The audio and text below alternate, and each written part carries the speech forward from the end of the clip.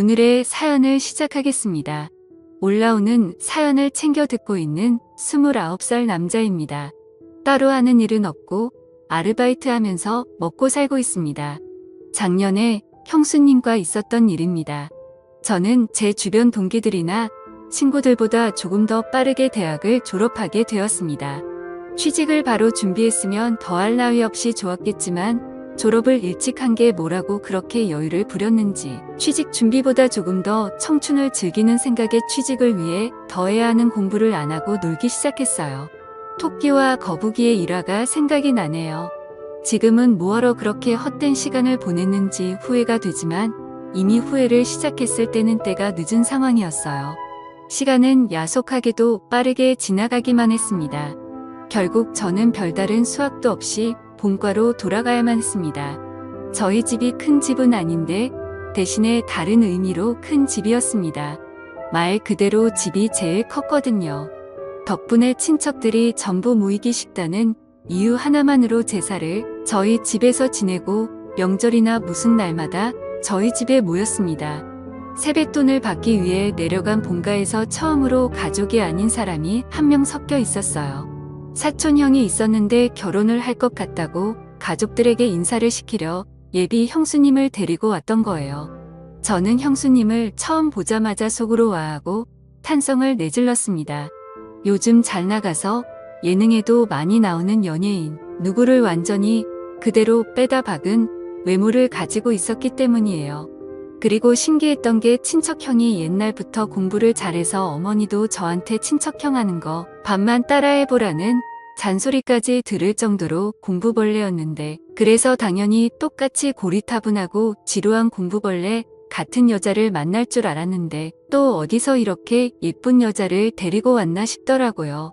얼굴도 잘 보인다고 형수님이 나름 차려입고 왔는데 제사를 지내는 집이라고는 설명을 듣지 못한 건지 치마를 입고 와서 제사 지낼 때 자꾸 눈길이 그쪽으로 가서 아주 혼이 났습니다. 식사할 때도 교자상을 여러 개 붙여놓고 펴서 먹었는데 일부러 형수님 옆에 앉았는데 정말 어쩔 줄을 몰라 하더라고요. 친척형도 자기 와이프 될 사람이 저렇게 불편해하고 있는데 눈치도 전혀 없다 싶어서 제가 방에 가서 담요를 하나 가져다 줬습니다. 형수님이 담요를 받으면서 저한테 고맙다고 눈인사를 하는데 형수님의 미모에 그 정도의 눈웃음이면 우리 친척형이 아니라 어디 재벌 집 후계자도 꼬실 수 있었을 텐데 싶었습니다. 아무튼 제사가 끝나고 점심 식사까지 끝나고 나니 어른들 몇몇이 거실에 모여서 수다를 떨고 있고 나머지 사람들은 각자 빈방 하나씩 차지하고 낮잠을 자거나 했습니다. 저도 제 방에 가서 쉬고 싶었는데 취직 안 한다고 친척들 입에 오르내리다가 갑자기 잔소리를 듣는 분위기가 돼버려서 어떻게 방에 들어가지도 못하고 나가지도 못하고 벌만 서고 있었습니다. 그러다가 친척형이 전날에 늦게까지 일하고 퇴근을 했고 몇 시간 못 자고 차 끌고 내려오느라 많이 피곤하다고 하여 제 방에서 눈 좀 붙이겠다고 하는 바람에 방까지 빼앗겨버리고 말았어요. 누구는 어디 취직했다더라 하면서 무슨 사돈의 팔촌 이야기까지 하면서 저를 나무라고 있었습니다. 일찍 눈치채고 방에 들어가지를 못해서 괜히 화제의 주인공이 되어버렸고 요즘은 뭐가 비전이 좋다더라, 월급을 잘 받는다더라 이런 이야기를 들으면서 혼나고 있었습니다. 현수도 당하고 비교까지 당하니까 솔직히 자존심도 많이 상하고 내가 왜 이러고 있나 싶었는데 저희 친누나가 마침 친구 좀 만나고 오겠다고 밖으로 나가다가 갑자기 저를 향한 화살이 누나한테 향하게 된 것이었습니다. 명절날에 어딜 쏘다니냐 하면서 여자가 그렇게 밖으로 돌면 시집을 못 간다나 하면서 저 대신에 누나가 붙잡혀서 잔소리를 다 받아내기 시작한 거예요. 저는 그 틈을 타서 그 자리에서 빠져나올 수 있었습니다.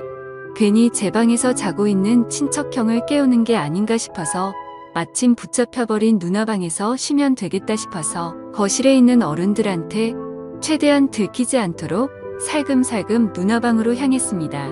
시선은 친척 어른들을 향해 있었고 최대한 살살 문을 열고 들어갔는데 방에 들어가 방문을 닫았을 때 저는 얼음처럼 굳어버리고 말았습니다. 방 안에는 예비 형수님이 계셨고 마침 형수님은 누나가 빌려준 편한 옷으로 갈아입고 있던 와중이었던 거예요. 형수님들이 계시니 괜한 일을 만들까봐 형수님은 제가 들어오는 걸 보고도 놀라서 있을 뿐 소리도 지르지 못하는 상황이었던 거였습니다. 그런데 저도 그 순간에는 당황해서 어떻게 할 수가 없더라고요. 밖으로 나가면 나가는 대로 다시 친척들한테 잡힐 것 같고 그랬다가 친척 어른들 앞에 형수님의 이런 꼴을 다 보여주겠다는 생각이 들었어요. 그래서 작은 소리로 연신 사과를 한 뒤에 고개를 반대쪽으로 돌려버렸습니다. 하지만 고개를 돌리고 눈을 꽉 감고 있었음에도 불구하고 이미 뇌리에 각인된 모습이 감은 두 눈 속으로 선명하게 보이더군요.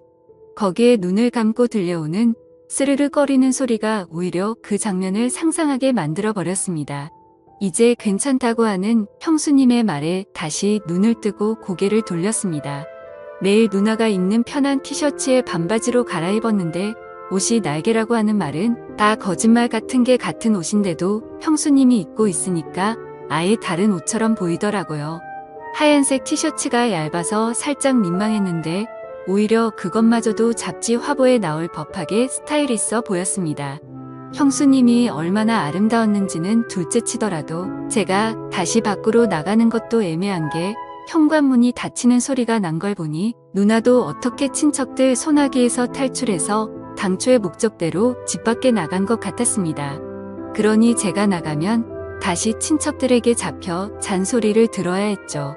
물론 형수님과 단둘이 좁아터진 누나 방에서 있는 것도 충분히 어려운 일이었습니다.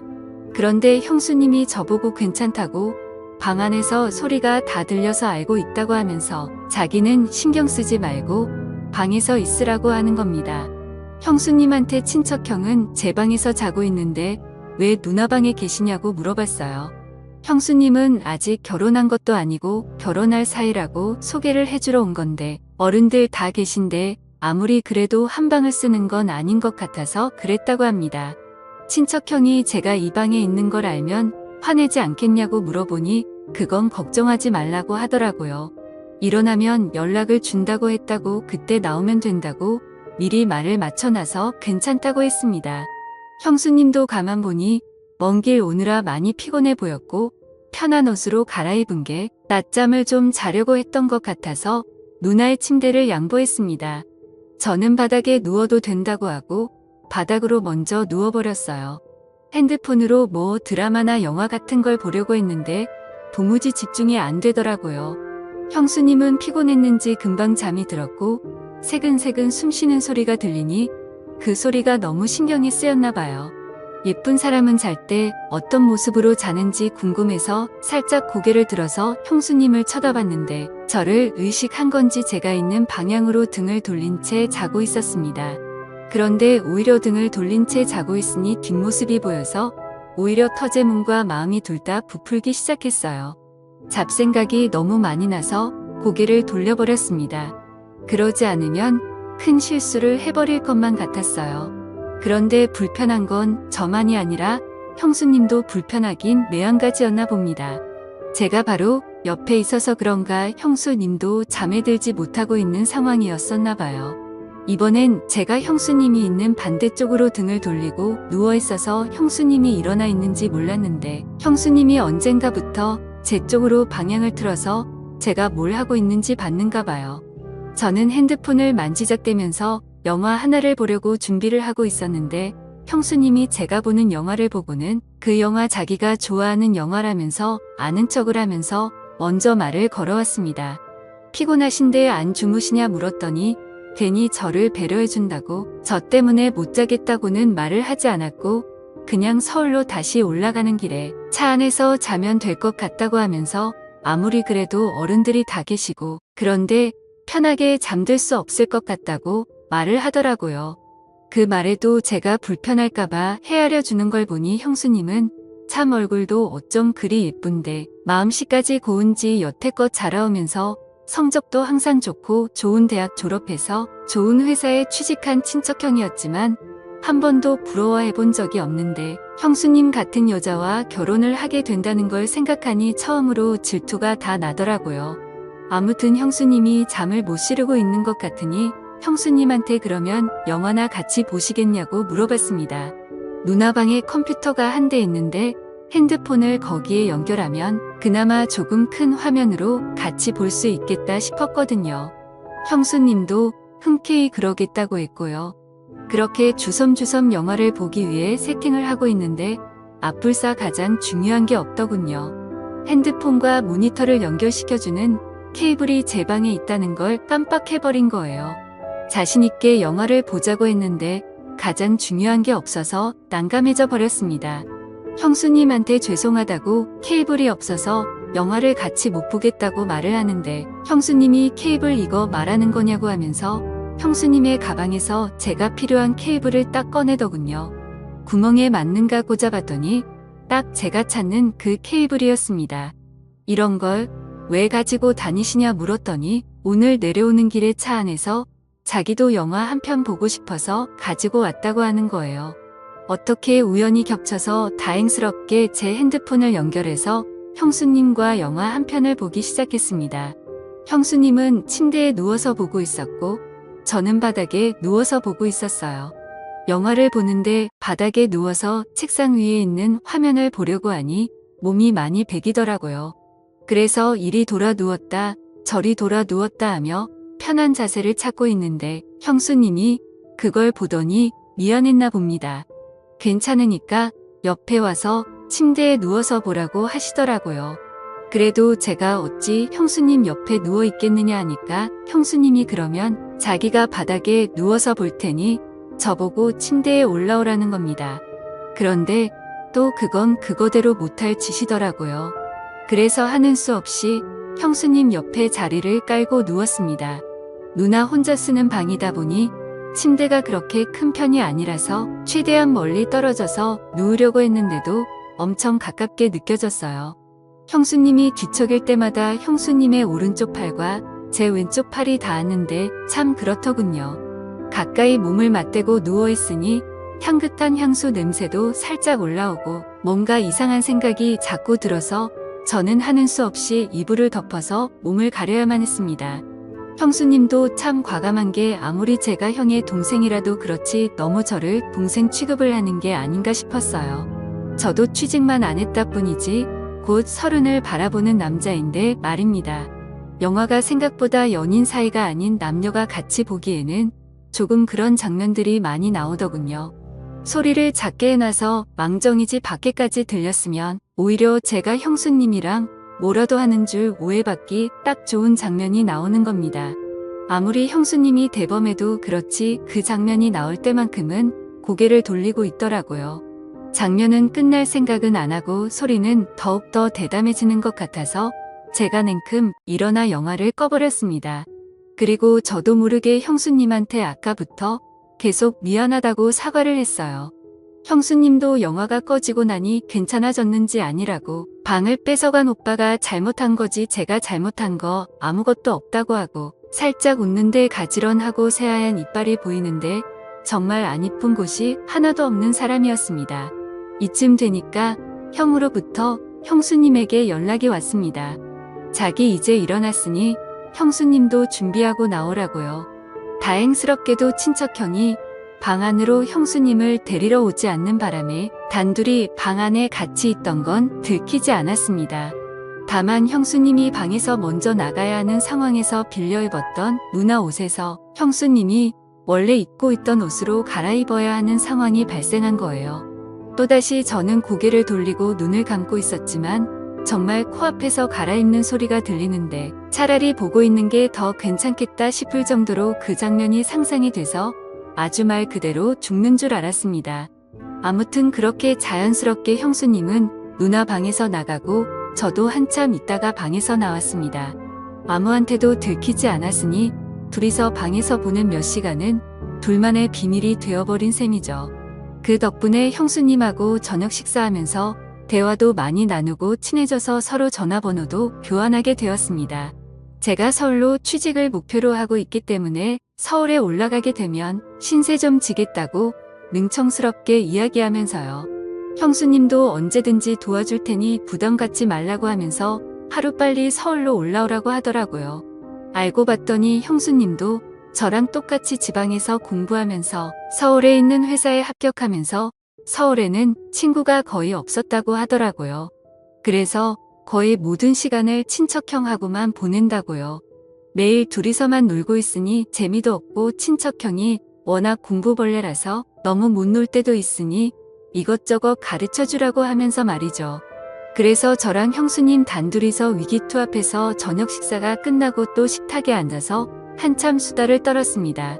형수님도 이제 더 늦기 전에 출발하는 게 좋겠다고 하고 일어났는데 저 멀리서 보니까 친척형은 거실에서 상을 깔아놓고 삼촌들하고 술판을 벌이고 있더군요. 형수님도 많이 당황한 듯 보였습니다. 형수님은 운전을 못하는 듯 보였고 친척형도 삼촌들에게 주는 술 한 잔 두 잔 받아 먹다가 고기가 풀려버려서 술판이 벌어져 버리고 만 것이에요. 형수님이랑 낮에 방에서 단둘이 잠깐 있었고 저녁 식사를 하고 나서도 둘이서 위기투합을 한 것 때문에 형수님이 혹시 나에게도 관심이 있는가 하는 생각을 했는데 형수님이 형을 많이 좋아한다는 생각이 들었습니다.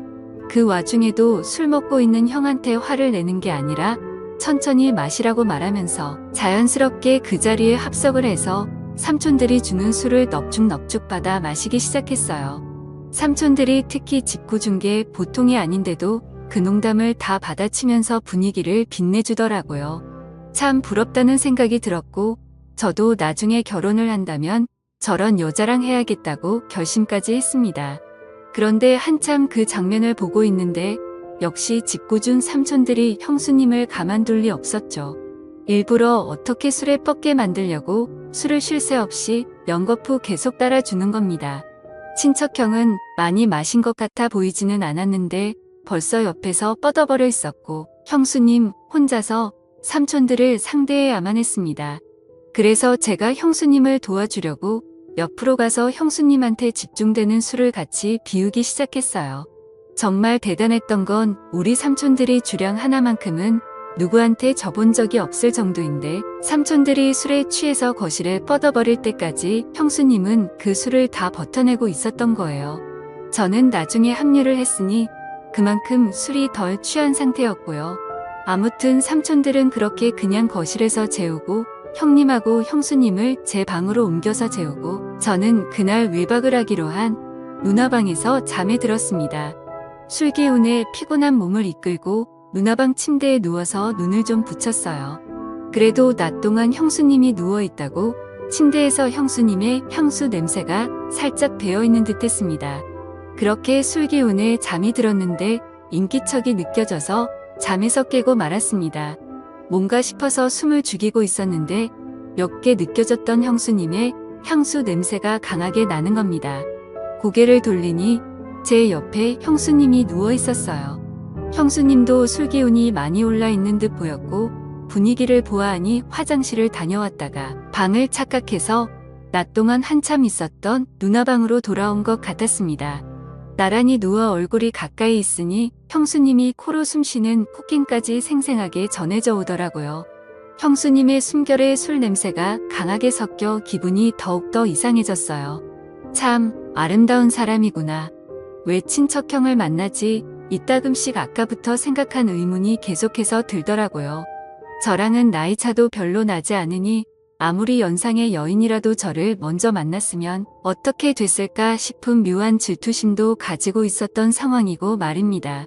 더 있으면 무슨 일이 생길 것 같아서 한참을 고민하다가 방에서 나와 삼촌들이 뻗어 있는 것을 한 구석에서 저도 잠에 들었습니다.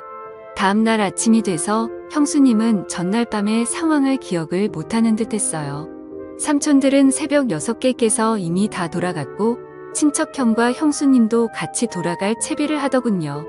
이대로 보내면 언제 또 만나나 싶은 생각이 들었습니다. 친척형은 그렇다 쳐도 딱 하루 같이 있었을 뿐인데 형수님을 한동안 못 본다는 생각을 하니 너무 서운하고 아쉬웠어요. 그렇게 친척형 내를 보내고 저는 다시 누나방으로 들어왔습니다. 제 방도 있었지만 형수님이 벌써 보고 싶어져서 방 안에 남아있는 형수님의 잔향이라도 맡아보려 들어왔어요.